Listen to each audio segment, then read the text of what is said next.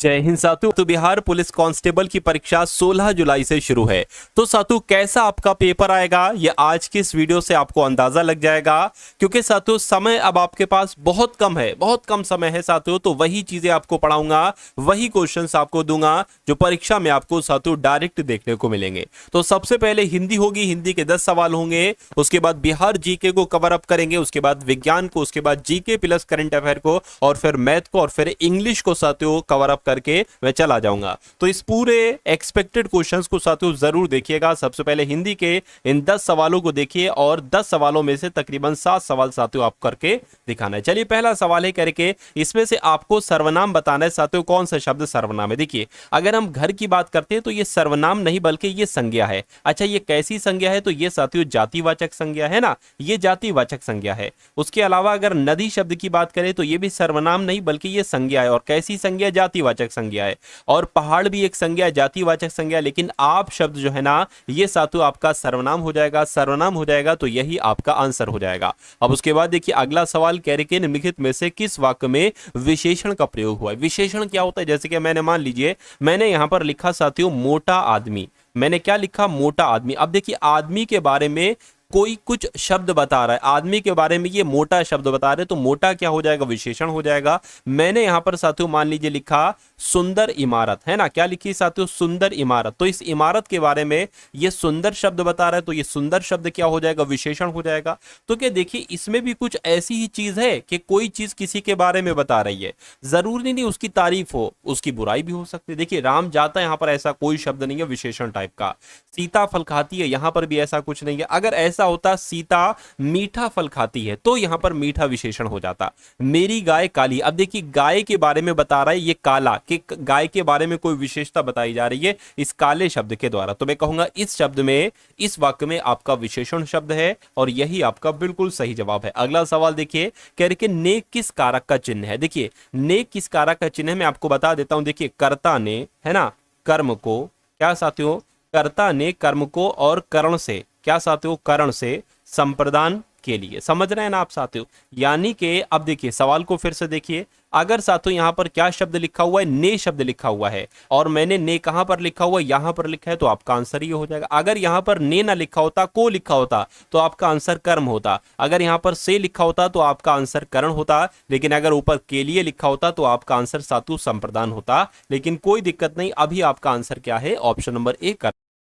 साथियों अगर आप अपने एग्जाम बिहार पुलिस कांस्टेबल की परीक्षा को पास करना चाहते हैं तो आपके लिए साथियों 3 पीडीएफ तैयार की गई हैं। अगर आप इन 3 पीडीएफ को साथियों अपने एग्जाम से पहले पहले देख लेते हैं तो मेरा मानना है कि ये बिहार पुलिस कांस्टेबल का एग्जाम आपका बहुत आराम से क्रैक हो जाएगा। पहली पीडीएफ में आपको साथियों बिहार पुलिस कांस्टेबल के मॉडल पेपर दिए जाएंगे। दूसरी पीडीएफ में आपको साथियों इंपॉर्टेंट करंट अफेयर के क्वेश्चन दिए जाएंगे, जहां से सारे लगभग सारे क्वेश्चन आएंगे आपके इंपॉर्टेंट करंट अफेयर के। और बिहार पुलिस की जो साइंस के साथियों 30 सवाल आपके आ रहे हैं, और कुछ नहीं साथियों 22 से 24 सवाल आपको यहां से इस पीडीएफ में से देखने को मिलेंगे। और मैक्सिमम क्वेश्चन मैथ हो गई, हिंदी हो गई, जीके हो गई, विज्ञान हो गई, इंग्लिश हो गई, ये सब इस मॉडल पेपर में होगा।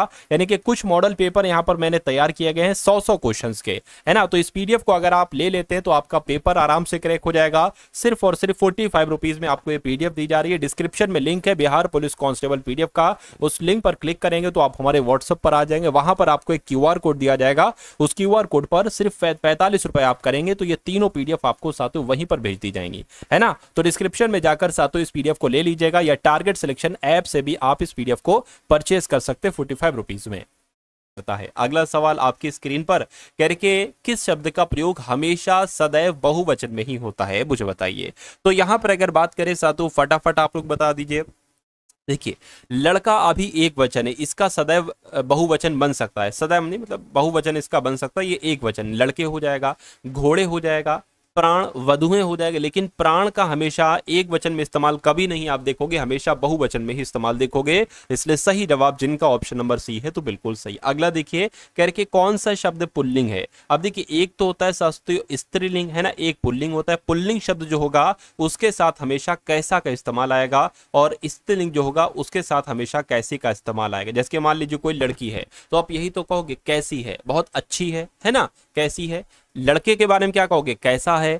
तो ये चीजें होती है। अब देखिए इच्छा कैसी है, तो ये तो साथियों क्या स्त्रीलिंग हो जाएगा, है ना, स्त्रीलिंग हो गया। राष्ट्र कैसा है, ये आपका पुल्लिंग हो जाएगा। रक्षा कैसी है, ये भी आपका स्त्रीलिंग हो जाएगा। और योग्यता कैसी है, ये भी आपका स्त्रीलिंग हो जाएगा। तो मैं कहूंगा पुल्लिंग शब्द के बारे में पूछा जा रहा है, पुल्लिंग आपका ऑप्शन नंबर बी में है। उसके बाद देखिए अगला सवाल कह रहे कौन सा शब्द स्त्रीलिंग है। अब आपको पता चल गया स्त्रीलिंग और पुल्लिंग कैसे निकालते, स्त्रीलिंग पूछा जा रहा है, यानी कि कैसी किस शब्द के साथ आएगा, बस इतनी सी बात आपको बताना है। तो उपहार कैसा है, पुल्लिंग हो जाएगा। ग्रंथ कैसा है, पुल्लिंग हो जाएगा। मस्तक कैसा है, पुल्लिंग हो जाएगा। रचना कैसी, स्त्रीलिंग हो जाएगा। तो ये आपका बिल्कुल सही जवाब है। कह रहे कि मैं तस्वीर देखता हूं, इस वाक्य, यह वाक्य भूतकाल में जो अगर बनाओ आप तो कैसे बनाओगे बताइए। मैं तस्वीर देखता हूं, मैं तस्वीर देखूंगा, ये तो भविष्य काल में बन जाएगा। भूतकाल में बनाना है, पास्ट में। मैं तस्वीर देख रहा हूं, ये भी भूतकाल में नहीं बनेगा, है ना, ये तो प्रेजेंट कॉन्टिन्यू बन जाएगा भाई साहब। कर रहा हूं, है ना, मैंने तस्वीर देखी या मैं तस्वीर देखूं, मैं कहूंगा मैंने तस्वीर देखी, ये आपका भूतकाल वाला वाक्य हो जाएगा और यही आपके सवाल का सही जवाब हो जाएगा। अगला सवाल कह रहे लड़का चिट्ठी लिखता है, यह वाक्य कर्मवाच्य में होगा। तो कर्मवाच्य में साथियों अगर आप इसको बदलेंगे तो कैसे बदलेंगे मुझे बताइए। चलिए, लड़के ने चिट्ठी लिखा, लड़के ने चिट्ठी लिखा, लड़के से चिट्ठी लिखी गया, ये तो गलत ही है, सेंटेंस ही गलत है। लड़के ने चिट्ठी लिखा, लड़के से चिट्ठी लिखी जाती है, लड़के से चिट्ठी लिखी जाती, ये आपका कर्मवाच्य में है और यही आपका सही जवाब है। उसके बाद देखिए अशुद्ध वाक्य आपको बताना है, कौन सा वाक्य आपको अशुद्ध लग रहा है, उसमें कोई दिक्कत लग रही है। अध्यापक ने पाठ पढ़ाया, ये अशुद्ध वाक्य, ये तो सही लग रहा है ना। अध्यापिका ने कहानी सुनाई, इसमें भी कोई दिक्कत नहीं, ये भी सही लग रहा है। लड़के ने रोटी खाया, लड़के ने रोटी खाया नहीं, लड़के ने रोटी खाई होना चाहिए। लड़की ने पत्र लिखा, ये भी सही है। मैं कहूंगा दिक्कत इसमें है, अशुद्ध वाक्य आपका ऑप्शन नंबर सी वाला है। उसके बाद देखिए अगला सवाल आपकी स्क्रीन पर है, साथियों देखिए सवाल को और बताइए सही जवाब आपका यहां पर क्या हो सकता है। हथियार डालना, इस मुहावरे का मतलब आपसे पूछा जा रहा है जीतना। हथियार डालने का मतलब जीतना थोड़ी ना होता है, आराम लेना भी नहीं होता है, क्रोध करना भी नहीं होता है, हारना होता है कि भाई उसने तो हथियार डाल दिया यानी कि वो तो हार गया। अगला सवाल देखिए, तो साथियों यहाँ पर 10 सवाल हो चुके हैं आपके हिंदी के और 10 सवाल साथियों हम लोग देखेंगे बिहार जीके के और उसके बाद फिर धीरे धीरे बढ़ते बढ़ते 100 प्रश्नों को पूरे देखेंगे। वैसे ही साथियों 100 प्रश्न मैंने लिए हैं जैसे आपके एग्जाम में आने के चांसेस हैं और पूरे साथियों चांसेस है। और ये सुपर फास्ट वीडियो है साथियों, इसलिए इस वीडियो को एक बार आप लोग लाइक कर दीजिए और अगर चैनल पर नए हैं साथियों चैनल को भी जरूर सब्सक्राइब आप लोग यहाँ पर कर दीजिए, है ना। चलिए, कह रहे कि भौगोलिक क्षेत्रफल की दृष्टि से भारत में बिहार का क्रम क्या है।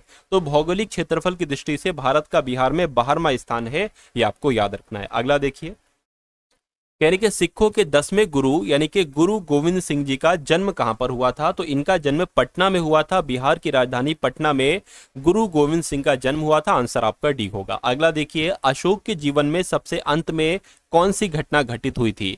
तो चंद्रगुप्त मौर्य का राज अभिषेक हुआ था, नहीं। अशोक का राज अभिषेक नहीं, मेगस्थनीज नहीं। अशोक का कलिंग विजय हुआ था, ये आपका जो आंसर होगा वो बिल्कुल सही हो जाएगा। अशोक के जीवन में अशोक की कलिंग विजय हुई थी। अगला सवाल, और उसके बाद से उसका जीवन परिवर्तन हो गया था। मगध शासक बिंबिसार का चिकित्सक कौन था। इनका नाम साथियों जीवक था, आप लोग याद रखेंगे। मगध शासक जो बिंबिसार का चिकित्सक का नाम क्या था, जीवक था। अगला देखिए, बिहार में स्थित विश्व शांति स्तूप कहां पर स्थित है। तो ये राजगीर में स्थित है। बिहार में जो विश्व शांति स्तूप है ना साथियों, बिहार के राजगीर में स्थित है, ये आपको याद रखना है। अगला सवाल देखिए, कह रहे कि बिहार राज्य का सबसे बड़ा नगर कौन है जनसंख्या के हिसाब से। तो सबसे ज्यादा जनसंख्या तो बिहार के पटना शहर में है। आंसर आपका बी होगा। उसके बाद देखिए, कहा आपसे जा रहा है कि भारत छोड़ो आंदोलन के दौरान कौन से कैदी जेल से छूटे थे। कौन से कैदी जेल से छूटे थे, जयप्रकाश नारायण ये जेल से छूटे थे। सही जवाब आपका ऑप्शन नंबर ए होगा। अगला देखिए, कह रहे कि बिहार में तुर्क सत्ता का वास्तविक संस्थापक कौन था। तो कौन था साथियों, बख्तियार खिलजी ही बिहार में तुर्क सत्ता के वास्तविक संस्थापक थे। राइट आंसर आपका बी होगा। अगला सवाल आपकी स्क्रीन पर, कह रहे हैं कि निम्नलिखित में से किस नगर में प्रथम बौद्ध सभा आयोजित की गई। तो पहली बौद्ध सभा साथियों कहां पर आयोजित की गई थी, राजगृह में आयोजित की गई थी। राइट आंसर आपका बी होगा। उसके बाद देखिए, कह रहे कि निम्नलिखित में से मगध का कौन सा राजा सिकंदर महान के समकालीन था। तो सिकंदर महान के समकालीन साथियों पता कौन थे, घनानंद थे। यानी कि घनानंद ही साथियों सिकंदर महान के समकालीन थे। यह सवाल आपसे डायरेक्ट आपके एग्जाम में पूछा जाता है। उसके बाद देखिए, कह रहे कि साथियों सूर्य का प्रकाश पृथ्वी पर किस प्रक्रिया से पहुंचता है। तो सूर्य का प्रकाश पृथ्वी पर जो पहुंचता है वो विकिरण प्रक्रिया से पहुंचता है, ये आपको याद रखना है। अगला सवाल कह के ट्रैफिक सिग्नल में लाल प्रकाश का उपयोग होता है। क्यों होता है साथियों? क्योंकि लाल रक्त का, इसलिए थोड़ी ना होगा, रक्त का लाल रंग होता है। जानवर लाल रंग पहचान सकता है ऐसा नहीं, और भी रंग पहचान सकते हैं। लाल रंग में न्यूनतम विक्षेपण होता है, ये आपका बिल्कुल सही हो जाए। यानी कि अगर ये सवाल आपके एग्जाम में आता है तो आंसर मैंने आपको बता दिया है। उसके बाद देखिए, ऑप्टिकल फाइबर की कार्यप्रणाली का वैज्ञानिक सिद्धांत निम्नलिखित में से कौन सा है? तो कौन सा है साथियों? प्रकाश का पूर्ण आंतरिक परिवर्तन। बिल्कुल सही साथियों, पहला पढ़ा पहला ही आपका आंसर हो गया। यानी कि ऑप्टिकल फाइबर की कार्यप्रणाली का वैज्ञानिक सिद्धांत जो है वो प्रकाश का पूर्ण आंतरिक परिवर्तन ही है। अगला सवाल कह रहे कि एक निश्चित स्तर से ऊपर किसी विमान की ऊंचाई को मापने के लिए किस वैज्ञानिक उपकरण का उपयोग किया जाता है? तो मैं कहूंगा अल्टीमीटर का इस्तेमाल किया जाता है। किसका इस्तेमाल किया जाता है? अल्टीमीटर का इस्तेमाल किया जाता है। और उसके बाद देखिए करके, पाइप में बहने वाले द्रव के प्रवाह की गति और दर को मापने के लिए उपकरण का नाम बताइए। तो कौन सा उपकरण मैं कहूंगा साथियों? वेंटूरीमीटर है। क्या है साथियों? वेंटूरीमीटर जो है ना, ये पाइप में बहने वाले द्रव के प्रवाह की गति मापता है और दर को मापता है, जिसका नाम वेंटूरीमीटर है। ये सवाल वाकई में इंपॉर्टेंट है और आपके एग्जाम में साथियों छप सकता है। उसके बाद देखिए कह के, रदरफोर्ड के द्वारा किए गए किस प्रयोग ने नाभिक के अस्तित्व को साबित कर दिया? तो ये सवाल अगर आपके एग्जाम में आए तो गोल्ड फॉयल प्रयोग आपको बता देना है। आंसर आपका ऑप्शन नंबर ए हो जाता है। अगला देखिए, कह रहे कि कणों की प्रकृति किसने स्थापित की? तो किसने स्थापित की साथियों? डी ब्रोगली इनका नाम है। और डी ब्रोगली साहब ने ही साथियों कणों की तरंग प्रकृति स्थापित की। आंसर आपका ए होगा। अगला देखिए, कह रहे कि कार्बन, हीरा, ग्रेफाइट को एक साथ समरूपी कहा जाता है, समस्थानिक कहा जाता है, समअवयी कहा जाता है या अपरूप कहा जाता है? तो इस साथियों आपको याद रखना है, अपरूप कहा जाता है। अपरूप यानी कि एलोट्रोप्स कहा जाता है कार्बन, हीरा और ग्रेफाइट को एक साथ। अगला सवाल देखिए, कह रहे कि निम्नलिखित में से किस तत्व की परमाणु त्रिज्या सबसे छोटी होती है? तो किसकी बात चल रही है? मैं कहूंगा क्लोरीन की बात चल रही है। क्लोरीन तत्व की परमाणु त्रिज्या सबसे छोटी होती है। अगला सवाल है, कह रहे कि निम्नलिखित में से कौन सा तत्व एक एक्टिनाइड है? तो कौन से तत्व की बात चल रही है? मैं कहूंगा क्यूरियम की बात चल रही है। क्यूरियम साथियों ये तत्व जो है ना, ये एक्टिनाइड है। आंसर आपका जाएगा ऑप्शन नंबर सी के साथ। भाई बहुत बढ़िया, वेरी गुड क्लास। कह रहे कि कौन सा तत्व एक लेंथेनाइड है? तो अगर बात करते हैं साथियों सेरियम की, तो सेरियम तत्व जो है ना साथियों, ये एक लेंथेनाइड है। आंसर आपका सी होगा। यानी कि अपनी आवर सारणी में मेंडलीफ ऑक्सीजन को एक सही स्थान प्रदान नहीं कर सके। सैकड़ों बार साथियों सवाल आया है, तो आप लोग ये ध्यान रखेंगे, ऑक्सीजन नहीं, कार्बन नहीं, हाइड्रोजन नहीं साथियों, हाइड्रोजन को ये एक सही स्थान प्रदान नहीं कर पाए हैं, है ना, मेंडलीफ साहब ये अपनी आवर सारणी में। तो इस प्रकार आपका राइट आंसर जो जाएगा वो ऑप्शन नंबर डी होगा। इंपॉर्टेंट क्वेश्चन है ये। कह रहे कि किसने अष्टक सिद्धांत दिया? यहां पर तो आंसर आपको दिख गया, कोई दिक्कत नहीं साथियों, न्यूलैंड साहब ने अष्टक सिद्धांत दिया। आंसर आपका जाएगा सी के साथ। उसके बाद देखिए, कह रहे कि किसे प्रधानमंत्री मोदी का प्रिंसिपल सेक्रेटरी बनाया गया है? तो साथियों अगर आप चाहते हैं कि बिहार पुलिस कांस्टेबल में साथियों आप अच्छे नंबर के साथ ये परीक्षा पास करें, तो करंट अफेयर का सेक्शन भी बहुत इंपॉर्टेंट है, क्योंकि डायरेक्ट 10 से 12 सवाल आपको डिक्टो देखने को मिलेंगे साथियों करंट अफेयर के। और अब हम लोग साथियों लगभग 15 के आसपास सवाल देखेंगे करंट अफेयर के। ये पूरी साल के सबसे इंपॉर्टेंट क्वेश्चंस हैं। तो यहां पर अगर बात करें साथियों, शक्तिकांत दास आप लोग याद रखेंगे, क्योंकि प्रधानमंत्री नरेंद्र मोदी के प्रिंसिपल सेक्रेटरी जो बनाए गए हैं वो शक्तिकांत दास को ही बनाया गया है। अगला देखिए, कह के प्रधानमंत्री मोदी किस देश के राष्ट्रीय दिवस समारोह में मुख्य अतिथि के रूप में शामिल हुए हैं? तो ये तो साथियों मॉरिशस देश के मुख्य अतिथि के रूप में शामिल हुए हैं। अगला सवाल देखिए, कह रहे कि हाल ही में सबसे तेज 11,000 वनडे रन बनाने वाले दूसरे खिलाड़ी कौन बने हैं? तो इनका नाम साथियों रोहित शर्मा है, और सबसे तेज 11,000 वनडे रन बनाने वाली ये दूसरे खिलाड़ी बन चुके हैं। कह रहे कि केंद्र सरकार ने किस कक्षा से पाठ्यक्रम में प्रारंभिक जीवन रक्षक प्रशिक्षण शामिल करने का निर्णय लिया है? तो मैं कहूंगा साथियों नवी आपका आंसर हो जाएगा। यानी कि नवी कक्षा से केंद्र सरकार ने नवी कक्षा से पाठ्यक्रम में प्रारंभिक जीवन रक्षक प्रशिक्षण शामिल करने का निर्णय लिया है। आंसर आपका जाएगा ऑप्शन नंबर बी के साथ। अगला सवाल देखिए, कह रहे कि हाल ही में भारत के किस राज्य में सबसे अधिक गिद्ध पाए गए हैं? तो सबसे अधिक गिद्ध जो पाए गए हैं वो ओडिशा नहीं, आंध्र प्रदेश नहीं, मध्य प्रदेश में पाए गए हैं। ये भी सवाल साथियों एक संभावित सवाल है ना। संभावित सवाल है साथियों, संभावित सवाल आप लोग जरूर करा करिए क्योंकि उनके आने के चांसेस आपके जरूर होते हैं। कह रहे कि किस राज्य सरकार ने 3,70,000 करोड़ रुपए का बजट पेश किया है? तो किस राज्य सरकार की बात चल रही है? मैं कहूंगा गुजरात राज्य सरकार की बात चल रही है। गुजरात राज्य सरकार ने अभी हाल फिलहाल में ही 3,70,000 करोड़ रुपए का बजट पेश किया है। अगला देखिए, कह रहे कि किसने 14वां एशियाई चैंपियनशिप खिताब जीता है? तो किसने जीता है साथियों? पंकज आडवाणी इनका नाम है और पंकज आडवाणी ने 14वां एशियाई चैंपियनशिप खिताब जीता है। उसके बाद देखिए, कह रहे कि मिलिंद रेगे का निधन हुआ है। ये कौन थे? तो क्या ये लेखक थे, क्रिकेटर थे, पत्रकार थे? तो मैं कहूंगा ये एक क्रिकेटर थे, मिलिंद रेगे इनका नाम था और अभी हाल फिलहाल में इनका निधन हुआ है। अगला देखिए, कह रहे कि किसके द्वारा लिखित पुस्तक life on Mars collected stories इसका विमोचन किया गया है? तो मैं कहूंगा साथियों, मैं कह सकता हूं कि नमिता गोखले के द्वारा लिखित पुस्तक है ये life on Mars collected stories, इसका विमोचन किया गया है। ये भी आपसे पूछा जा सकता है। कह रहे कि किस राज्य सरकार ने नैनामृतम 2.0 नामक एआई संचालित नेत्र जांच पहल शुरू की है? तो किसने साथियों शुरू की है? मैं कहूंगा केरल राज्य ने शुरू की है। केरल आपके सवाल का बिल्कुल सही जवाब हो जाएगा।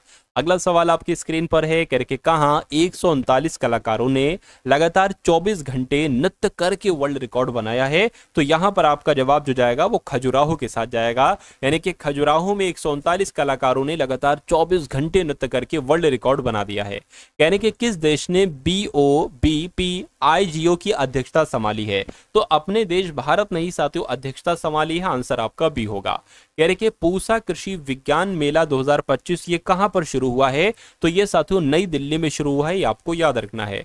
अगला सवाल देखिए, अंतर्राष्ट्रीय कला प्रदर्शनी का आयोजन कहां पर किया गया है? तो साथियों हैदराबाद, आप लोग याद रखेंगे हैदराबाद में ही अंतर्राष्ट्रीय कला प्रदर्शनी का आयोजन किया गया है। और किस राज्य की विधानसभा में 8,08,736 करोड़ रुपए का बजट पेश किया गया है? तो आपका जवाब जो होगा वो उत्तर प्रदेश के साथ जाएगा। यानी कि उत्तर प्रदेश राज्य की विधानसभा में 8,08,736 करोड़ रुपए का बजट पेश किया गया है। उसके बाद देखिए, कह रहे कि हाल ही में भारत के चुनाव आयुक्त के रूप में किसने पदभार ग्रहण किया है? तो किसने पदभार ग्रहण किया है? मैं कहूंगा साथियों अभय सिंह ने नहीं, राजीव कुमार ने नहीं। साथियों यहां पर साथियों आपका एक आंसर आप लोग लिख लेंगे, हो सकता है टाइप वगैरह ना हो पाया हो, है ना। विवेक नाम आप लोग लिख लेंगे, विवेक जोशी, है ना। साथियों विवेक जोशी की अगर हम बात करते हैं तो ये भारत के चुनाव आयुक्त के रूप में नियुक्त किए गए हैं विवेक जोशी। ये बहुत इंपॉर्टेंट क्वेश्चन है। अच्छा ये लिखा विवेक जोशी सी में, खैर कोई नहीं। उसके बाद देखिए अगला सवाल है, कह रहे कि किसने वन मैन ऑफिस ऑनलाइन सेवा शुरू की है? तो LIC यानी कि लाइफ इंश्योरेंस कॉर्पोरेशन नहीं साथियों, वन मैन ऑफिस ऑनलाइन सेवा शुरू की है। आंसर आपका जाएगा बी के साथ। अगला देखिए, कह रहे कि ग्रीन शिपिंग कॉन्क्लेव 2025 का उद्घाटन जो किया गया है वो कहां पर किया गया है? वो साथियों मुंबई में किया गया। मुंबई आपके सवाल का बिल्कुल सही और सटीक जवाब हो जाएगा। हाल ही में किस राज्य ने 20 फरवरी को अपना 38वां सातों स्थापना दिवस मनाया है? बताइए। तो यहां पर अगर बात करें तो आपको ध्यान रखना है, अरुणाचल प्रदेश की अगर बात करते हैं तो साथियों अभी जो 20 फरवरी थी, 20 फरवरी को अपना 38वां स्थापना दिवस मनाया है। उसके बाद देखिए, कह रहे कौन सी राज्य सरकार अन्न भाग्य के अंतर्गत अतिरिक्त 5 किलो चावल उपलब्ध कराएगी? तो किसकी बात चल रही है? कर्नाटक सरकार की बात चल रही है। कर्नाटक राज्य सरकार अन्न भाग्य के अंतर्गत अतिरिक्त 5 किलो चावल उपलब्ध कराएगी। उसके बाद देखिए अगला सवाल है, आपसे पूछा जा रहा है कि ओपेक प्लस में कौन सा देश शामिल हुआ है? तो अभी हाल फिलहाल में साथियों ओपेक प्लस में ब्राजील देश शामिल हुआ है। सही जवाब आपका सी होगा। उसके बाद देखिए, भारत के लिए सबसे तेज 200 विकेट लेने वाले गेंदबाज कौन बने? तो इनका नाम है मोहम्मद शमी और मोहम्मद शमी भारत के लिए सबसे तेज 200 विकेट लेने वाले गेंदबाज बन चुके हैं। नेक्स्ट नंबर का सवाल देखिए, कह रहे कि हाल ही में व्यय विभाग में उप सचिव के रूप में किसको नियुक्त किया गया है? तो इनका नाम है साथियों मृत्युंजय श्रीकांतन और इनको ही व्यय विभाग में उप सचिव के रूप में नियुक्त किया गया है। अगला सवाल देखिए, कह रहे कि किस राज्य की विधानसभा में 8,08,736 करोड़ रुपए का बजट पेश किया गया है? तो अभी मैंने आपको बताया था उत्तर प्रदेश राज्य की विधानसभा में 8,08,736 करोड़ रुपए का बजट पेश किया गया है। SBI कार्ड्स ने किसे अपना MD और CEO नियुक्त किया है? तो इनका नाम है सलीला पांडे और सलीला पांडे को SBI कार्ड्स ने अपना MD और CEO नियुक्त किया है। नेक्स्ट नंबर का सवाल आपकी स्क्रीन पर है, कह रहे कि भारत और किस देश ने लिथियम अन्वेषण और खनन में सहयोग को मजबूत करने के लिए MOU पर हस्ताक्षर किए हैं? तो भारत और अर्जेंटीना ने साथों हस्ताक्षर किए हैं, ये आपको याद रखना है। राइट आंसर आपका ऑप्शन नंबर बी होगा। उसके बाद देखिए, कह रहे कि प्रधानमंत्री मोदी ने कहा 98वें अखिल भारतीय मराठी साहित्य सम्मेलन का उद्घाटन किया है? तो मैं कहूंगा नई दिल्ली आपके सवाल का जवाब होगा, यानी कि प्रधानमंत्री मोदी ने नई दिल्ली, है ना, कहां पर? तो नई दिल्ली में 98वें अखिल भारतीय मराठी साहित्य सम्मेलन का उद्घाटन किया है। उसके बाद देखिए अगला सवाल है आपकी स्क्रीन पर, यानी कि अंतर्राष्ट्रीय समुद्री नेविगेशन सहायता संगठन का उपाध्यक्ष चुना गया है। तो साथियों किसको चुना गया है? मैं कहूंगा भारत देश को चुना गया है। भारत आपके सवाल का बिल्कुल सही जवाब है। अगला सवाल आपकी स्क्रीन पर कह रहे कि किसने 50,000 वंचित महिलाओं के उत्थान के लिए जी सफल की शुरुआत की है? तो जी सफल की शुरुआत साथियों जो की है वो किस राज्य के द्वारा की गई है? वो गुजरात राज्य के द्वारा की गई है। आंसर आपका जाएगा ऑप्शन नंबर बी के साथ। अगला सवाल आपकी स्क्रीन पर कह रहे कि संगीत कला, है ना, संगीत कला के आगरा घराने के जन्मदाता के रूप में किसे जाना जाता है? तो किसको जाना जाता है साथियों? आपको याद रखना है हाजी सुजान खान इनका नाम है, और हाजी सुजान खान को संगीत कला के आगरा घराने के जन्मदाता के रूप में जाना जाता है। नेक्स्ट नंबर का सवाल आपकी स्क्रीन पर है, देखिए सवाल को और साथियों बताइए सही जवाब क्या होगा। कह रहे कि कथक सम्राट बिरजू महाराज का संबंध निम्नलिखित में से किस घराने से है? तो इनका संबंध की अगर बात करते हैं साथियों, लखनऊ घराने से इनका संबंध है। क्या लखनऊ घराने से साथियों इनका संबंध है? ये कथक सम्राट कहलाए जाते हैं, बिरजू महाराज इनका नाम है। उसके बाद देखिए अच्छा कह रहे कि हिंदुस्तानी शास्त्रीय गायक भीमसेन जोशी का संबंध निम्नलिखित में से किस घराने से था?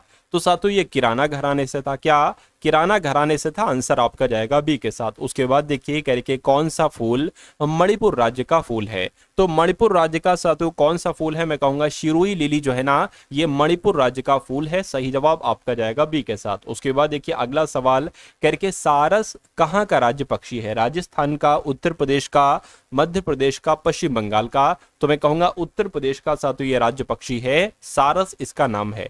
उसके बाद देखिए अगला सवाल के निम्नलिखित में से राजस्थान का राज्य पक्षी कौन सा है?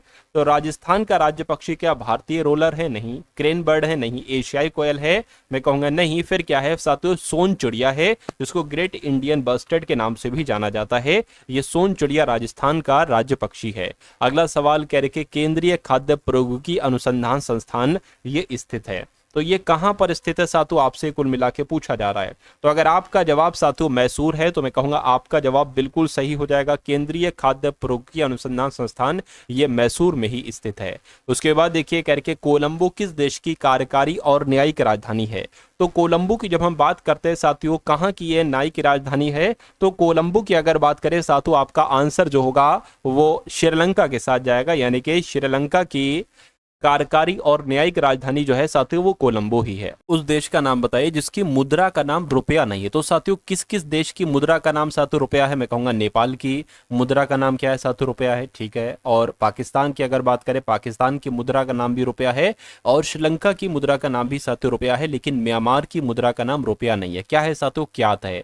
म्यांमार की मुद्रा साथियों क्या है? क्यात है, इसलिए आंसर आपका जाएगा ऑप्शन नंबर डी के साथ। अगला सवाल आपकी स्क्रीन पर है, आपसे पूछा जा रहा है कि श्रीलंकन राष्ट्र की पहली राजधानी कौन सी थी? तो कौन सी थी साथियों? अनुराधापुरा थी। क्या श्रीलंकन राष्ट्र की पहली राजधानी का नाम अनुराधापुरा था? उसके बाद देखिए महाराजा रणजीत सिंह गोल्ड कप इनमें से किस खेल से संबंधित है? ये कप साथियों किस खेल में दिया जाता है आपसे पूछा जा रहा है? मैं कहूंगा हॉकी के खेल में दिया जाता है, महाराजा रणजीत सिंह गोल्ड कप। उसके बाद देखिए मुरुगप्पा गोल्ड कप किस खेल से संबंधित है? तो ये साथियों हॉकी के क्षेत्र में दिया जाता है, मुरुगप्पा गोल्ड कप। अगला देखिए कह रहे कि टू स्टेट्स के लेखक कौन है? तो टू स्टेट्स के लेखक की अगर हम बात करते हैं साथियों तो चेतन भगत आप लोग याद रखेंगे। टू स्टेट्स के लेखक कौन है साथियों? चेतन भगत है। आंसर आपका जाएगा ए के साथ। अगला सवाल कह रहे कि बी कमिंग शीर्षक पुस्तक के लेखक कौन है? तो इस पुस्तक के लेखक साथियों कौन है? मिशेल ओबामा है। कौन है साथियों? मिशेल ओबामा है। आंसर आपका जाएगा ऑप्शन नंबर बी के साथ। अब अगला सवाल देखिए आपकी स्क्रीन पर है, कह रहे कि किस पूर्व प्रधानमंत्री ने चेंजिंग इंडिया पुस्तक लिखी थी? तो चेंजिंग इंडिया नामक पुस्तक साथियों किसके द्वारा लिखी गई थी? ये आपसे यहाँ पर पूछा जा रहा है, बताइए। तो अगर आपका जवाब सवाल की अगर बात करें कि जवाब आपका क्या होगा, मनमोहन सिंह आपका जवाब है, तो आपका जवाब बिल्कुल करेक्ट है। अगला देखिए सबसे पुराना वेद साथियों कौन सा है? सबसे पुराना वेद साथियों ऋग्वेद है। आंसर आपका क्या होगा? ऑप्शन नंबर डी होगा। उसके बाद देखिए कह रहे कि धनुर्वेद यजुर्वेद का उपवेद है, इसका संबंध किससे है? क्या चिकित्सा से है, वास्तुकला से है, कला संगीत से है, युद्ध कौशल से है? मैं कहूंगा युद्ध कौशल से साथियों इसका संबंध है। उसके बाद देखिए वेदों का इनमें से कौन सा अंग जटिल शब्दों के अर्थ एवं व्याख्या के लिए प्रसिद्ध है। तो यहां पर अगर बात करें साथियों निरुक्त आपके सवाल का जो होगा वो बिल्कुल सही और बिल्कुल सटीक जवाब हो जाएगा भाई, बहुत बढ़िया, वेरी गुड क्लास। तो साथियों 80 सवाल जिस टाइप के आपके एग्जाम में आने को है वैसे मैंने आपको करा दिए। अब 10 सवाल साथियों मैथ के मैं आपको कराऊंगा, तो इन मैथ के साथियों 10 सवाल को आप लोग देखिए, क्योंकि ये सबसे टॉप लेवल के 10 सवाल मैं आज की इस वीडियो में लेकर आया हूं। देखिए यहां पर कहा गया है अनुपात आपको दे रखा है, जैसे कि 5:3 का अनुपात है, उसी प्रकार 7:5 का अनुपात है और 6:4 का अनुपात है। इसका अवरोही क्रम आपको बताना है, यानी कि साथियों आपको बताना है 5/3 और 7/5 और साथियों 6/4 में कौन सा सबसे बड़ा है, फिर उससे छोटा कौन सा है, फिर उससे छोटा कौन सा है। अगर हम साथियों इसकी बात करते हैं, किसकी, पहले वाले की साथियों अगर हम बात करें, इसको कैसे आप कट करोगे, 3 एकम 3, 3 एकम 3, ये एक यहां पर लिख लिया, 2 बचा ना, 2 बचा साथियों, तो पॉइंट लगाया मैंने 0 बढ़ा लिया, पॉइंट लगाया मैंने 0 बढ़ा लिया, 3 छंग 18 हो गया, ठीक है 3 छंग 18 हो गया, फिर 2 बचा, फिर मैंने पॉइंट लगा 0 बढ़ा, फिर से साथियों 3 छंग 18 हो गया, तो इसका तो मान ये निकल आया, ठीक है कोई दिक्कत नहीं। अब इसकी अगर साथियों हम लोग बात करते हैं, इसको देखिए, इसका देखिए 5 एकम 5, 5 एकम 5, एक यहां पर मैंने लिख लिया, 2 बचा और 5 चौका आपका 20 हो जाएगा, यानी कि इसका क्या निकला, इसका 1.66 निकला और इसका 1.40 निकला, कोई दिक्कत नहीं, इसको लिख सकते हैं। अब इसको देख लीजिए 4 एकम 4 है ना, एक लिख लिया, 4 एकम 4 हो गया, 2 बचा, पॉइंट लगाया और 0 यहां पर बढ़ा लिए, 4 पंजे 20 हो जाए, तो यहां पर साथियों क्या निकला, 1.5 निकला। तो आपसे पूछा ये जा रहा है सबसे बड़ा कौन सा है, फिर उससे छोटा, फिर उससे छोटा, फिर उससे छोटा, सबसे बड़ा ये है 1.66, तो सबसे बड़ा ये है तो ये लिख लीजिए। उससे बड़ा क्या है, 1.5 है, 1.4, 1.5 है, तो फिर साथियों ये आ जाएगा और उसके बाद 7/5 आ जाएगा, तो ये साथियों क्रम चलेगा। और ऐसा क्रम कहां पर लिखा हुआ है, 5/3, 6/4, 7/5, ऐसा ऑप्शन नंबर सी में लिखा हुआ है। ये इसका मतलब होता है जिधर 2 मुंह है ना वो साथियों बड़ा नंबर है। चलिए अगला सवाल साथियों आपके स्क्रीन पर है, इस सवाल को भी देखिए और बताइए सही जवाब आपका क्या होगा। कह रहे कि 2 साझेदार हैं, ए है और बी है, ठीक है भैया, 2 साझेदार यहां पर मान लेते हैं, ए की बात चल रही है और साथियों बी की बात चल रही है। कह रहे कि ये क्रमशः 6,000 और 8,000 रुपए पूंजी का निवेश करते हैं, यानी कि एक व्यापार करते होंगे, उसमें ए लगाता है 6,000 रुपए और बी लगाता है साथियों 8,000 रुपए। कह रहे कि उनको लाभ जो होता है साथियों वो 5600 रुपए का लाभ होता है। तो कह रहे कि ए को कितना लाभ हुआ, ए का हिस्सा कितना होगा, ये आपसे पूछा जा रहा है लाभ। अब देखिए, अब उन्होंने जितनी जितनी धनराशि लगाई है ना, जितनी जितनी धनराशि, उसी के अनुपात में उनको लाभ मिलेगा। अगर धनराशियों का अनुपात की अगर हम बात करें तो 2 से कटेगा 3:4 हो जाएगी, यानी कि इस अनुपात पे उन्होंने पूंजी लगाई है तो इसी अनुपात में उनको लाभ मिलेगा, यानी कि अगर ए को 3 लाभ मिलेगा तो बी को 4 लाभ मिलेगा। अब टोटल लाभ यहाँ पर साथियों दे रखा है 5600 टोटल लाभ है, ए का लाभ पूछा जा रहा है, ए का लाभ साथियों 3 है और नीचे इन दोनों का योगफल आ जाएगा, 3 4 7 होता है। अब इसको कैलकुलेट कर लीजिए, आपको मालूम पड़ जाएगा ए का हिस्सा कितना है, लाभ 7 7 49, 7 8 56 हो जाएगा, है ना, 3 आ गया तो कितना 800, कितना होता है साथियों 2400 होता है, यानी कि 2400 साथियों ए को लाभ होता। अब अगर साथियों यहाँ पर बी का लाभ पूछा जाता तो इस 3 की जगह 4 रख देते आप, तो यहाँ पर 4 आ जाता, तो 4 8 32, यानी कि 3200 साथियों किसका, बी का लाभ हो जाता। अब आप इनको अगर जोड़ोगे 2400 3200 तो पता कितना आएगा साथियों, तो आपका कितना आ जाएगा, 5600 आ जाएगा। ये देखिए 5600 यहाँ पर लिखा हुआ है। उसके बाद देखिए अगला सवाल साथियों आपकी स्क्रीन पर है, देखिए सवाल को और बताइए सही जवाब आपका यहाँ पर क्या हो सकता है। देखिए क्या कहा जा रहा है साथियों, ध्यान से देखिएगा। कहने के ए बी सी एक काम को 6 12 24 दिन में करते हैं, यानी कि ए की अगर बात करें साथियों 6 दिन में करता है, बी उसी काम को 12 दिन में करता है और सी उसी काम को 24 दिन में करता है। कह रहे कि तो वे एक साथ मिलकर अगर काम करे तो कितने दिन में साथियों पूरा कर पाए। एक ऐसा नंबर ले लेंगे जो कि इन तीनों नंबर से साथियों कट जाए, तो 24 नंबर वो ले लेते हैं, है ना, 6 चौक 24, 12 दूना 24, 24 एकम 24।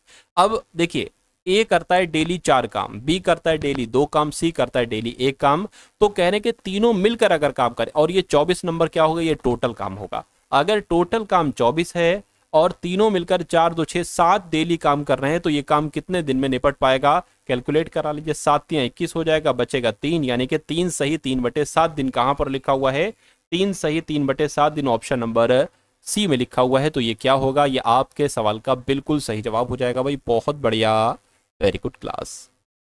उसके बाद देखिए अगला सवाल है करके वो छोटी से छोटी संख्या बताइए जिसे 5474 में जोड़ने पर प्राप्त संख्या 3 से 4 से 6 से और 8 से पूरी तरीके से साथियों विभाजित हो जाए। तो साथियों अगर इस टाइप का कभी भी सवाल आपके एग्जाम में आता है तो आप क्या करेंगे, आप इन नंबर्स का एलसीएम निकालेंगे, है ना। 3 का, 4 का, 6 का और 8 का आप क्या निकालेंगे साथियों, एलसीएम निकालेंगे। तो सबसे पहले ये काम करिए, है ना। 2 दूना 4 हो जाएगा, 2 3 6 हो जाएगा, 2 चौक 8 हो जाएगा। फिर से 2 से कटेगा साथियों, तो 2 एकम 2 और 2 दूना 4। अब एक बार फिर से 2 से कटेगा, हो जाएगा, और फिर साथियों 3 से कटेगा।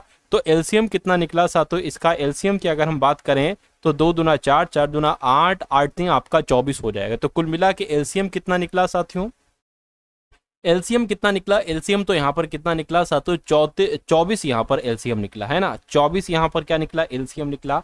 अब साथियों हमें क्या करना पड़ेगा, इस नंबर को साथियों काटना पड़ेगा 24 से। तो इस नंबर को साथियों विभाजित करने की कोशिश करते हैं, 5474 को, है ना, 24 से साथियों यहाँ पर करने की कोशिश करते हैं। चलिए अब देखिए 24 दूना कितना होता है साथियों, 48 होता है। तो 48 यहाँ पर आ जाएगा। ये 14 में से 8 जाएगा तो कितना बचेगा, 6 बचेगा, यहाँ पर कुछ नहीं बचेगा। अब 7 यहाँ पर ले लेंगे।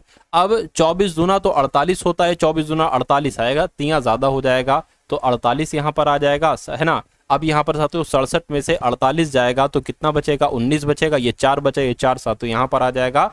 और है ना, अब इतनी बात साथियों क्या समझ में आ गई आपकी, ठीक है। चलिए कोई दिक्कत नहीं। अब 24 की किससे गुणा करें कि 194 होगा जाए। देखिए अगर 24 की 10 से करेंगे तो 240 हो जाएगा। अगर 24 की 8 से गुणा करके देखिए साथियों, 4 अट्ठे 32 हो जाएगा, 8 दूना 16 और 19 यानी कि 192 हो जाएगा साथियों यहाँ पर। कितना, एक तरीके से अगर बात करें 24 अट्ठे 192, और बचा क्या साथियों, 2 बचा। यानी कि कहने का मतलब साथियों ये है कि वो छोटी छोटी संख्या ज्ञात कीजिए जिसे इतने में जोड़ने पर, यानी कि अच्छा, यानी कहने का मतलब है साथियों इसमें जोड़ दें। तो अगर मैं कहूंगा साथियों यहाँ पर कितना जोड़ दें साथियों, अगर हम 22 जोड़ दें, क्यों, क्योंकि साथियों यहाँ पर 2 एक्स्ट्रा आ रहा है ना, 2 एक्स्ट्रा आ रहा है और हमें 24 लाना है। तो इसमें हमें 22 और 2 24 हो जाएगा, है। तो साथियों अगर हम इसमें 22 नंबर जोड़ देते तो ये संख्या 3 से 4 से 6 से और 8 से पूरी तरीके से विभाजित हो जाएगी। इसलिए आंसर आपका जो जाएगा वो ऑप्शन नंबर सी हो जाएगा। तो कुल मिला के 24 में से साथियों ये 2 घटेगा, 22 आ जाएगा और 22 आपका आंसर हो जाएगा। उसके बाद देखिए साथियों अगले नंबर का सवाल आपकी स्क्रीन पर है। इस सवाल को देखिए साथियों और आप लोग मुझे बता दीजिए कि आपके सवाल का जवाब क्या होगा। कह रहे कि ए बी का 2 गुना है। तो जैसे जैसे कह रहे साथियों वैसे वैसे आप करते जाइए, है ना। ए जो है ना बी का 2 गुना है, तो अगर साथियों ए 2 है तो बी क्या हो जाएगा, 1 होगा। उसके बाद कह रहे कि बी जो है ना डी का आधा है, तो बी और डी का अनुपात यहाँ पर रख लेते हैं साथियों। बी डी का आधा है ना, डी का आधा है। अगर डी 2 होगा तो बी 1 होगा, यानी कि बी आधा होगा। उसके बाद साथियों डी और सी का अनुपात बताया गया, डी सी का 3 गुना है। डी जो है ना साथियों ये सी का 3 गुना है, तो अगर डी 3 है तो साथियों सी क्या हो जाएगा, 1 हो जाएगा। अब यहाँ पर कह रहे कि ए और ए जो है ना ये डी का कितने गुना है, यानी कि हमें ए और डी का अनुपात निकालना है। तो बहुत दिक्कत, कोई दिक्कत नहीं है साथियों, इसमें हम निकाल सकते हैं ए बी और बी डी। कभी भी ऐसा देखिए अगर यहाँ पर होता क्या, सी ए बी और बी सी, तो अनुपात निकलता ए अनुपात बी अनुपात सी का। लेकिन यहाँ पर है ए और बी डी, तो अनुपात किसका निकलेगा साथियों, ए अनुपात बी अनुपात डी का अनुपात निकलेगा। हमें कोई मतलब भी नहीं सी से, क्योंकि हमें ए और डी का अनुपात निकालना है ना। तो देखिए इसको ऐसे कैलकुलेट कराएंगे, 2 एकम 2, 2 ए हो जाएगा, 1 एकम 1, 1 बी जो है ना वो 1 हो जाएगा, फिर 2 यहाँ पर आ जाएगा, 2 एकम 2 गुणा होगी। तो ये ए अनुपात बी अनुपात डी निकल चुका है। तो करके ए का डी कितने गुना है, तो ए का डी कितने गुना है साथियों, अगर इसको कट करेंगे तो 1 अनुपात 1 ही आ जाएगा। तो मैं कह सकता हूं साथियों कितने गुना है, 1 गुना ही तो है। तो 1 गुना है साथियों, 1 गुना आपके सवाल का बिल्कुल सही और सटीक जवाब हो जाएगा। उसके बाद देखिए अगला सवाल साथियों आपकी स्क्रीन पर है। इस सवाल को देखिए और बताइए कैसे क्या इसका साथियों सोल्यूशन यहाँ पर निकल सकता है। कहने के छात्रों के एक समूह में 15 ने अंग्रेजी को चुना है, 15 स्टूडेंट ने अंग्रेजी को चुना है और 10 लोगों ने हिंदी को चुना है। 5 छात्र दोनों भाषाओं का अध्ययन कर रहे हैं। कितने विद्यार्थी केवल अंग्रेजी पढ़ रहे हैं, ये आपसे यहाँ पर पूछा जा रहा है। देखिए अगर यहाँ पर अगर हम लोग बात करें, मान लीजिए साथियों ये क्या, ये इंग्लिश वाले बच्चे हो गए, है ना, इंग्लिश वाले बच्चे हो गए, और 15 ने अंग्रेजी चुना है, 15 लोगों ने साथियों ये अंग्रेजी वाले हैं। और अगर बात करें साथियों 10 ने हिंदी को चुना है, मान लीजिए साथियों यहाँ पर हम एक गोला बनाएंगे, ये हिंदी वाले हो जाएंगे। यानी कि 5 छात्र दोनों भाषाओं का अध्ययन कर रहे हैं, मान लीजिए 5 छात्र जो है ना वो हम यहाँ पर बनाएंगे, है ना, 5 छात्र इंग्लिश भी पढ़ना है, हिंदी भी पढ़ना है। तो अगर मैं आपसे कहूँ देखिए 15 टोटल इंग्लिश पढ़ रहे तो यहाँ पर 10 ही तो आएंगे, 10 प्लस 5 15 हो जाएगा। उसके बाद कह रहे कि 10 ने हिंदी को चुना, 10 ने यानी कि हिंदी को चुना, तो 5 हम यहाँ पर लिखेंगे, 5 ये होगा, 5 ये होगा, और 5 लोग इंग्लिश भी पढ़ रहे हैं, हिंदी भी पढ़ रहे हैं। कह रहे कि कितने विद्यार्थी केवल अंग्रेजी पढ़ रहे हैं, तो केवल अंग्रेजी कितने लोग पढ़ रहे हैं साथियों, ये आपसे पूछा जा रहा है, बताइए। तो केवल कितने विद्यार्थी केवल अंग्रेजी पढ़ रहे हैं, अंग्रेजी केवल, देखिए अब यहाँ पर ये 10 नंबर वाला हम लेंगे, क्यों, क्योंकि सिर्फ अंग्रेजी पढ़ रहे हैं, मैं कहूंगा सिर्फ और सिर्फ 10 छात्र, 15 इसको नहीं ले सकते क्योंकि ये तो हिंदी भी पढ़ना है ना। अगर पूछा जाता केवल कितने हिंदी पढ़ रहे हैं तो 5 आप लिखते, लेकिन आंसर आपका 10 हो जाएगा, 10 जिनका आंसर है तो बिल्कुल सही हो जाएगा। अगला सवाल साथियों आपकी स्क्रीन पर है, देखिए सवाल को और बताइए सही जवाब क्या हो। कह रहे कि 14 सेंटीमीटर और 7 सेंटीमीटर की त्रिज्याओं वाले 2 संकेंद्रित वृत्तों के बीच घिरे छल्ले जैसे आकार वाले क्षेत्र का क्षेत्रफल का मान आपसे यहां पर पूछा जा रहा है ना।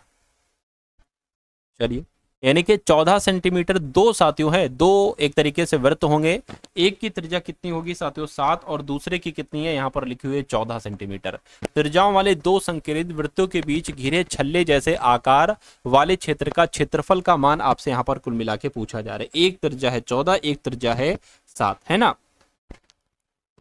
चलिए,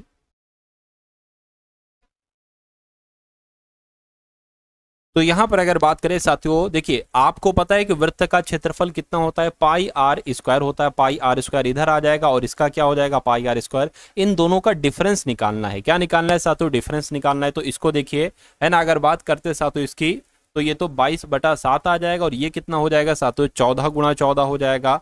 और इसकी अगर बात करें 22/7, और ये कितना हो जाएगा 7 गुणा 7 हो जाएगा। एक 7 से ये 7 कैंसिल, 22 की 7 से साथियों गुणा कराओगे 154 आ जाएगा, और इसको अगर कट करें साथियों ये 2 आ जाएगा, 14 दूना 28, 28 और 22 साथियों कितना हो जाएगा, है ना 616 हो जाएगा। तो 616 में से 154 जाएगा, कितना बचेगा, क्या 616 में से 154 जाएगा, कितना बचेगा 2, है ना, और 11 हो जाएगा, ये 6 और ये 5 हो जाएगा 4, यानी कि 462 बचेगा।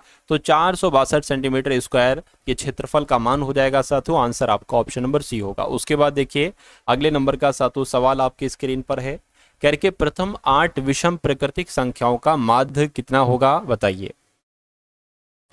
तो पहली 8 विषम प्राकृतिक संख्याएं कौन कौन सी हो जाएंगी, देखिए 1 हो जाएगी, उसके बाद 3 हो जाएगी, फिर 5 हो जाएगी, 7 हो जाएगी, 9 हो जाएगी, 11 हो जाएगी, 13 हो जाएगी, 15 हो जाएगी, 1 2 3 4 5 6 7 8, 8 संख्याएं हो गई, कई हो गई। अब अगर बात करें इनका आपसे माध्य पूछा जा रहा है, इसलिए इनको सातों हमें जोड़ देना होगा, इन सभी संख्याओं को आपस में जोड़ना होगा। कितनी संख्याएं हैं 8, है ना, और सातों इनको 8 से भाग देना होगा, हमें औसत प्राप्त हो जाएगा। औसत कह लो या माध्य कह लो, बात एक ही है। तो इसको जोड़िए जरा साथियों, 1 3 4 ये 9 हो जाएगा, 9 और 16 हो जाएगा, है ना, 16 25 हो जाएगा, 25 और 35 एक 36 हो जाएगा, 36 और देख लीजिए, है ना 36 15 और 13 जोड़ लीजिए 11 हो जाएगा, 12 13 14 हो जाएगा, और ये 4 5 6 यानी कि 64 हो जाएगा। तो 64/8 आ गया, 8 एकम 8 8 2 64, तो 8 यहाँ पर आपका क्या हो जाएगा, इन संख्याओं का माध्य हो जाएगा। राइट आंसर आपका जाएगा ऑप्शन नंबर डी के साथ। अगला सवाल आपकी स्क्रीन पर है, यानी कि 16 और 40 का तृतीय अनुपाती क्या होगा। कभी भी अगर दो संख्याएं दी जाएं आपको और कहा जाए कि इसका तृतीय अनुपाती क्या होगा, तो आपको लिखना है 16:40, 16:40, और फिर आपको क्या लिखना है, फिर आपको 40 लिखना है और फिर x लगा देना है, x का मान आपको यहाँ पर निकालना है। तो ये 16/40 हो गया बराबर, है ना, ये 40/x हो गया, ठीक है ना, इतनी बात क्लियर है। अब देखिए ये x इधर आ जाएगा और ये 40 इधर, इनके 40 की गुणा 40 से हो जाएगी और 16 नीचे आ जाएगा, और x का मान निकाल दीजिए आप, है ना, 8 से कट 8 5 40 और 8 दूना 16 हो जाएगा, इसको कट करेंगे 20 आ जाएगा, 20 5 100 हो जाएगा, यानी कि x का मान जो निकलेगा वो सातों 100 निकलेगा। तृतीय अनुपाती कितना होगा, 100 होगा।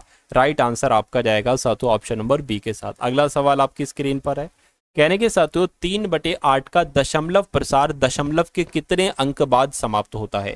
तो पता है इस सवाल को आप कैसे करेंगे, ये 90 नंबर वाला सवाल है। 3/8 का दशमलव प्रसार दशमलव के कितने अंक के बाद समाप्त होगा साथियों?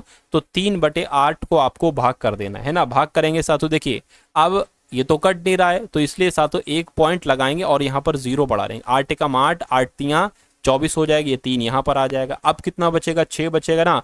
पॉइंट लगा हुआ है, 0 बढ़ा लेंगे, 8 × 64 ज्यादा हो जाएगा, 8 × 7 = 56 साथियों यहाँ पर हो जाएगा। अब 4 बचेगा, पॉइंट लगा, 0 बढ़ा लीजिए, 8 × 45 हो जाएगा। तो कुल मिला के ये आपका आंसर आता है। अब पूछा जा रहा है कि दशमलव प्रसार के, दशमलव यानी कि ये पॉइंट, दशमलव प्रसार के कितने अंक के बाद समाप्त हुआ है? तो कितने अंक के बाद समाप्त हुआ? 1 2 3, 3 अंक के बाद समाप्त हुआ है, तो इसलिए जवाब आपका 3 के साथ जाएगा। 3 आपका राइट आंसर है। अगला सवाल देखिए, तो अब आपके सामने साथियों 51 से 100 तक इंग्लिश के क्वेश्चंस स्टार्ट हैं, है ना। इन सभी क्वेश्चंस को आप लोग देखिए, चेक करिए कितने क्वेश्चन आपके बिल्कुल सही होते हैं। यानी कि select the option that can be used as one word substitution for the given groups of word, यानी कि ए डीप सीटेड फीलिंग और एवर्जन, है ना। तो इसको सातों एक तरीके से क्या कहा जाएगा? ए deep seated feeling of aversion. इसको सातों कहीं ना कहीं हम एंटीपैथी कहेंगे। एंटीपैथी का मतलब सातों क्या होता है? एक तरीके से जिससे आप बहुत नफरत करते हैं, घृणा करते हैं, उसको एक तरीके से एंटीपैथी कहा जा सकता है। अगला क्वेश्चन देखिए साथियों, इनकरेक्टली स्पेल्ड वर्ड, कौन से वर्ड की स्पेलिंग आपको यहाँ पर साथियों गलत लग रही है, ये आपको साथियों मुझे बताना है। चलिए देखिए, फ्यूटाइल की स्पेलिंग बिल्कुल सही है साथियों, है ना। और फ्यूचर की भी स्पेलिंग बिल्कुल सही है, फ्यूरेंस की भी स्पेलिंग सही है। फर्टाइल की स्पेलिंग सही नहीं, FE होना चाहिए, FERTILE, है ना, ये होना चाहिए। और इसका मतलब क्या होता है साथियों? इसका मतलब होता है उपजाऊ। इसका मतलब क्या होता है? उपजाऊ होता है। उसके बाद देखिए साथियों, अगला सवाल कहने के यहाँ पर भी वही वन वर्ड सब्स्टिट्यूशन आपको बताना है। नॉट इजिली एक्साइटेड और अपसेट, क्या साथियों? नॉट इजिली एक्साइटेड और अपसेट, इसका मतलब साथियों क्या होता है? फटाफट आप लोग बता दीजिए। चलिए, तो इसके लिए आंसर आपका प्लेसिड हो जाएगा। प्लेसिड आपका इसलिए आंसर हो जाएगा। अगला क्वेश्चन देखिए आप लोग, कह रहे हैं कि animal living in the sea only, animal living in the sea only, उसके लिए एक शब्द क्या होगा? उसके लिए साथियों एक वर्ड आपका मैराइन हो जाएगा। क्या हो जाएगा? मैराइन आपके यहाँ पर बिल्कुल सही जवाब हो जाएगा, है ना। जो लोग सी, सागर वगैरह में जो लोग रहते हैं, लोग नहीं बल्कि जो एनिमल्स लोग रहते हैं, उसको मैरीन कहा जाता है, समुद्री ये लोग होते हैं। तो उसके बाद देखिए, इनकरेक्टली स्पेल्ड वर्ड की अगर बात करें, तो इसमें से कौन से वर्ड की स्पेलिंग आपको गलत लग रही है साथियों, मुझे बताइए। देखिए, प्रोक्यूर की स्पेलिंग सही है ना। उसके अलावा साथियों अगर बात करें, मैसेक्र की स्पेलिंग सही है। उसके अलावा इसकी स्पेलिंग गलत है, मीडियोक्र हो जाना चाहिए, है ना। यहाँ पर एच साथियों नहीं आना चाहिए, स्पेलिंग गलत हो जाएगी, तो यही आपका राइट आंसर हो जाएगा। अगला देखिए, select the most appropriate antonym of the given word, यानी कि इमर्ज की अगर बात करें, इमर्ज का आपको सातों एंटोनिम्स बताना है। इमर्ज की अगर बात करें, इमर्ज का मतलब क्या होता है? सामने आना।